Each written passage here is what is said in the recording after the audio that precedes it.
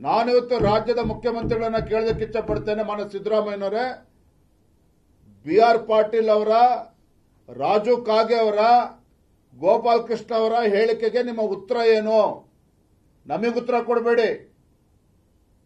ನಿಮ್ಮ ಆಡಳಿತ ಪಕ್ಷದ ಶಾಸಕರುಗಳು ಎತ್ತಿರ್ತಕ್ಕಂಥ ಪ್ರಶ್ನೆಗೆ ರಾಜ್ಯದ ಮುಖ್ಯಮಂತ್ರಿಗಳ ಉತ್ತರ ಏನು? ರಾಜ್ಯದ ಜನರಿಗೆ ಇವತ್ತು ಸಿದ್ದರಾಮಯ್ಯನವರು ಉತ್ತರ ಕೊಡಬೇಕಾಗಿದೆ. ಇವತ್ತು ಇಂಥ ಕೆಟ್ಟ ಪರಿಸ್ಥಿತಿ, ಇಂಥ ದುಸ್ಥಿತಿ ಕರ್ನಾಟಕ ರಾಜ್ಯದಲ್ಲಿ ಯಾವತ್ತೂ ಕೂಡ ಬಂದಿರಲಿಲ್ಲ. ಇವತ್ತು ನೇರವಾಗಿ ನಾನು ಆರೋಪ ಮಾಡ್ತಾ ಇದ್ದೇನೆ, ಈ ಸರ್ಕಾರ, ರಾಜ್ಯ ಸರ್ಕಾರ ಒಂದು ಕಮಿಷನ್ ಮಾಫಿಯಾಗೆ ಇವತ್ತು ಬೆಂಬಲವನ್ನು ನೀಡ್ತಾ ಇದ್ದಾರೆ. ರಾಜ್ಯದಲ್ಲಿ ಇವತ್ತು ಕಮಿಷನ್ ಮಾಫಿಯಾ ಮುಖೇನ ಇವತ್ತು ರಾಜ್ಯದಲ್ಲಿ ಇವತ್ತು ಆಡಳಿತವನ್ನ ನಡೆಸ್ತಾ ಇದ್ದಾರೆ. ಮುಖ್ಯಮಂತ್ರಿಗಳು ಎಲ್ಲವನ್ನೂ ನೋಡಿಕೊಂಡು ಕಣ್ಮುಚ್ಚಿಕೊಂಡು ಕುಳಿತುಕೊಂಡಿದ್ದಾರೆ. ಕಾರಣ, ಮುಖ್ಯಮಂತ್ರಿ ಸ್ಥಾನವನ್ನ ಉಳಿಸ್ಕೋಬೇಕು. ಸಿದ್ದರಾಮಯ್ಯನವರು ತಮ್ಮ ಮುಖ್ಯಮಂತ್ರಿ ಕುರ್ಚಿಯನ್ನ ಭದ್ರಗೊಳಿಸಿಕೊಳ್ಬೇಕು. ಸಿದ್ದರಾಮಯ್ಯನವರು ದೇವರಾಜ ಅರಸರವರ ದಾಖಲೆಯನ್ನ ಮುರಿಬೇಕು. ಇವರು ದೇವರಾಜ ಅರಸರ ದಾಖಲೆಯನ್ನು ಮುರಿಯೋದಕ್ಕೋಸ್ಕರ ರಾಜ್ಯವನ್ನ ಲೂಟಿ ಮಾಡಿ, ಯಾವುದೇ ಒಂದು ಅಭಿವೃದ್ಧಿ ಕೆಲಸ ಕಾರ್ಯಗಳು ಇಲ್ಲದೇನೆ, ಲಂಚ ಇಲ್ಲದೇನೆ ಇವತ್ತು ಯಾವುದೇ ಕೆಲಸ ಕಾರ್ಯಗಳು ಆಗ್ತಾ ಇಲ್ಲ ಅನ್ನೋದಾದ್ರೆ, ಈ ರಾಜ್ಯದಲ್ಲಿ ಮುಖ್ಯಮಂತ್ರಿಗಳು ತಮ್ಮ ಸಂಪೂರ್ಣ ಹಿಡಿತವನ್ನ ಕಳೆದುಕೊಂಡಿದ್ದಾರೆ. ರಾಜ್ಯದಲ್ಲಿ ಇವತ್ತು ಆಡಳಿತ ನಡೆಸ್ತಾ ಇರತಕ್ಕಂಥದ್ದು ಒಂದು ಮಾಫಿಯಾ, ಇವತ್ತು ಕಮಿಷನ್ ಮಾಫಿಯಾ ಏಜೆಂಟ್ಗಳು ಇವತ್ತು ಸರ್ಕಾರವನ್ನು ನಡೆಸ್ತಾ ಇದ್ದಾರೆ. ಯಾವ ರೀತಿ ಇವತ್ತು ವಿವಿಧ ಇಲಾಖೆಗಳಲ್ಲಿ ಔಟ್ಸೋರ್ಸ್ ಮಾಡ್ತಾರೆ,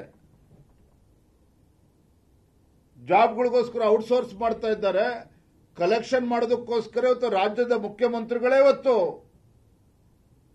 ಕಮಿಷನ್ ಏಜೆಂಟ್ಗಳಿಗೆ ಇವತ್ತು ರಾಜ್ಯದಲ್ಲಿ ಔಟ್ಸೋರ್ಸ್ ಮಾಡಿದ್ದಾರೆ ಲಂಚವನ್ನು ಕಲೆಕ್ಟ್ ಮಾಡೋದಕ್ಕೋಸ್ಕರ.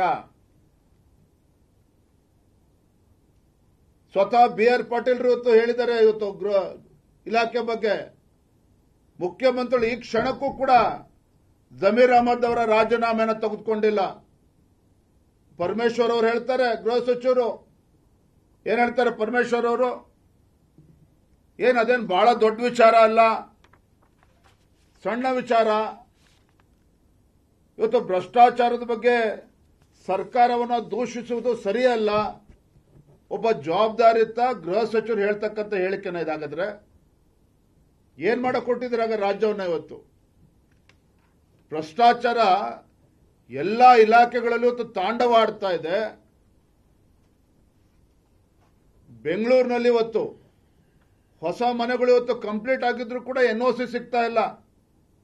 ಪಾಪ ಜನರೇಟರ್ಗಳು ಇಟ್ಕೊಂಡು ಇವತ್ತು ಮನೆ ಗೃಹ ಪ್ರವೇಶಗಳನ್ನು ಮಾಡ್ತಾ ಇದ್ದಾರೆ ಇವತ್ತು ಬೆಂಗಳೂರು ಮಹಾನಗರದಲ್ಲಿ. ಇದು ಇವತ್ತು ರಾಜ್ಯದಲ್ಲಿರ್ತಕ್ಕಂಥ ಪರಿಸ್ಥಿತಿ. ಇವತ್ತು ಒಂದು ಪತ್ರಿಕೆ ನೋಡ್ತಾ ಇದ್ದೆ, ಪೀಣ್ಯ ಇಂಡಸ್ಟ್ರಿಯಲ್ ಎಸ್ಟೇಟ್ ಅಲ್ಲಿ ಯಾವುದೇ ಅಭಿವೃದ್ಧಿ ಕೆಲಸ ಕಾರ್ಯಗಳು ಆಗದೇನೆ ನಾವು ಪಕ್ಕದ ತಮಿಳುನಾಡಿಗೆ ಹೋಗ್ತೇವೆ ಅಂತೇಳಿ ಅಲ್ಲಿ ಅಸೋಸಿಯೇಷನ್ ಅಧ್ಯಕ್ಷರು ಹೇಳಿಕೆ ನೀಡಿದ್ದಾರೆ.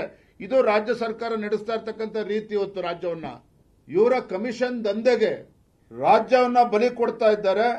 ರಾಜ್ಯವನ್ನ ಬಲಿ ಕೊಡೋದು ಒಂದ್ ಕಡೆ ಆದ್ರೆ, ಮುಖ್ಯಮಂತ್ರಿಗಳು ತಮ್ಮ ಕುರ್ಚಿಯನ್ನ ಉಳಿಸ್ಕೊಳ್ಳೋದಕ್ಕೋಸ್ಕರ ಸಚಿವರಿಗೆ, ಆಪ್ತ ಸಚಿವರಿಗೆ ಟಾರ್ಗೆಟ್ ನೀಡಿದ್ದಾರೆ. ಇವತ್ತು ಎಷ್ಟು ಹಣ ವಸೂಲಿ ಮಾಡಬೇಕು, ಹಾಗಾಗಿ ನಾಗೇಂದ್ರ ಅವರು ಹಳ್ಳಕ್ಕೆ ಬಿದ್ದಿದ್ದು. ಅವರ ಕೇಂದ್ರದ ವರಿಷ್ಠರಿಗೆ ಕಪ್ಪ ಕಾಣಿಕೆ ನೀಡಬೇಕು ಅಂತೇಳಿ ಟಾರ್ಗೆಟ್ ಕೊಟ್ಟಿದ್ರು ಮುಖ್ಯಮಂತ್ರಿ ಸಿದ್ದರಾಮಯ್ಯನವರು. ಇದರ ಪರಿಣಾಮನೇ ನಾಗೇಂದ್ರ ಅವರು ಎಸ್ಟಿ ಡೆವಲಪ್ಮೆಂಟ್ ಕಾರ್ಪೊರೇಷನ್ ಹಗಡಲ್ಲಿ ಸಿಲುಕೆ ಹಾಕಿಕೊಂಡು ಇವತ್ತು ಕೂಡ ರಾಜೀನಾಮೆ ಕೊಟ್ಟು ಮಾಜಿ ಸಚಿವರಾಗಿ ಇವತ್ತು ಕುಳಿತಿದ್ದಾರೆ.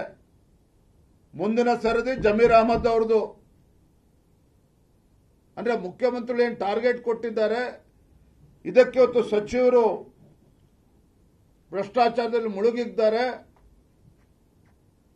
ಎಕ್ಸೈಸ್ ಡಿಪಾರ್ಟ್ಮೆಂಟ್, ನೀವು ಮಾಧ್ಯಮದವರನ್ನ ವಿನಂತಿ ಮಾಡ್ತೀನಿ, ನೀವು ತನಿಖೆ ಮಾಡಿ, ನೀವು ಮಾಹಿತಿ ಕಲೆ ಹಾಕಿ. ಎಕ್ಸೈಸ್ ಡಿಪಾರ್ಟ್ಮೆಂಟ್ ಅಲ್ಲಿ ನೂರಾರು ಕೋಟಿ ವಸೂಲಿ ಮಾಡಿ ಟ್ರಾನ್ಸ್ಫರ್ ಲಿಸ್ಟ್ ರೆಡಿ ಆಗಿದೆ, ಇನ್ನೂ ಕೂಡ ಅಪ್ರೂವಲ್ ಸಿಗ್ತಾ ಇಲ್ಲ. ಯಾಕೆ ಅಪ್ರೂವಲ್ ಸಿಗ್ತಾ ಇಲ್ಲ ಅಂತೇಳಿ ಸಚಿವರಿಗೆ ಕೇಳಿ. ಯಾರು ಅಪ್ರೂವಲ್ ಕೊಡ್ತಾ ಇಲ್ಲ ಅಂತೇಳಿ ಸಚಿವರಿಗೆ ಕೇಳಿ. ಯಾರು ಅಪ್ರೂವಲ್ ಕೊಡಬೇಕಾಗಿತ್ತು ಯಾರನ್ನ ಹೋಗಿ ಭೇಟಿ ಮಾಡಿ ಅಂತೇಳಿ ಅವರು ಆದೇಶ ಮಾಡಿದ್ದಾರೆ. ಅದನ್ನು ನೀವು ಸಚಿವರಿಗೆ ಕೇಳಿ, ಎಕ್ಸೈಸ್ ಮಿನಿಸ್ಟರ್ಗೆ. ವರ್ಗಾವಣೆ ದಂಧೆಯಲ್ಲಿ ಇವತ್ತು ಸರ್ಕಾರ ಮುಳುಗೋಗಿದೆ. ಇವತ್ತು ಸ್ಮಾರ್ಟ್ ಮೀಟರ್ ಬಗ್ಗೆ ಡಾಕ್ಟರ್ ಅಶ್ವಥ್ ನಾರಾಯಣ್ ಅದ್ರ ಬಗ್ಗೆ ಅನೇಕ ಬಾರಿ ಪ್ರೆಸ್ ಮೀಟ್ ಮಾಡಿದ್ರು, ಲೋಕಾಯುಕ್ತ ಕಂಪ್ಲೇಂಟ್ ಕೊಟ್ಟರು ಕೂಡ ಇವತ್ತು ಕೂಡ FIR ರಿಜಿಸ್ಟರ್ ಆಗದೆ ಇರತಕ್ಕಂಥದ್ದು. ಇದೆಲ್ಲವೂ ಕೂಡ ನೋಡಿದ್ರೆ ಕರ್ನಾಟಕ ರಾಜ್ಯದಲ್ಲಿ ಒಂದು ಕಮಿಷನ್ ಮಾಫಿಯಾ ಇವತ್ತು ಕೆಲಸ ಮಾಡ್ತಾ ಇದೆ. ಸಿದ್ದರಾಮಯ್ಯನವರೇ ರಾಜ್ಯದ ಮುಖ್ಯಮಂತ್ರಿಗಳೇ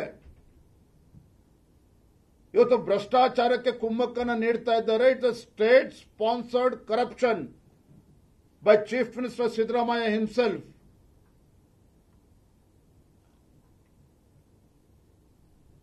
ಇವತ್ತು ರಾಜ್ಯದಲ್ಲಿ ಆಡಳಿತ ಸಂಪೂರ್ಣ ಕುಸಿದು ಬಿದ್ದಿರತಕ್ಕಂಥ ಸಂದರ್ಭದಲ್ಲಿ ರಾಜ್ಯದ ಜನ ಇವತ್ತು ಶಾಪ ಆಗ್ತಾ ಇದ್ದಾರೆ.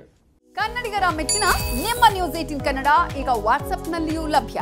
ಕರ್ನಾಟಕ ಮತ್ತು ದೇಶ ವಿದೇಶದ 360 ಡಿಗ್ರಿ ಸುದ್ದಿ ವಿವರವನ್ನ ನೀವು ನಿಮ್ಮ ಕೈ ಬೆರಳುಗಳಲ್ಲಿಯೇ ಪಡೆಯೋದಿಕ್ಕೆ ಈ QR ಕೋಡ್ ಅನ್ನು ಸ್ಕ್ಯಾನ್ ಮಾಡಿ.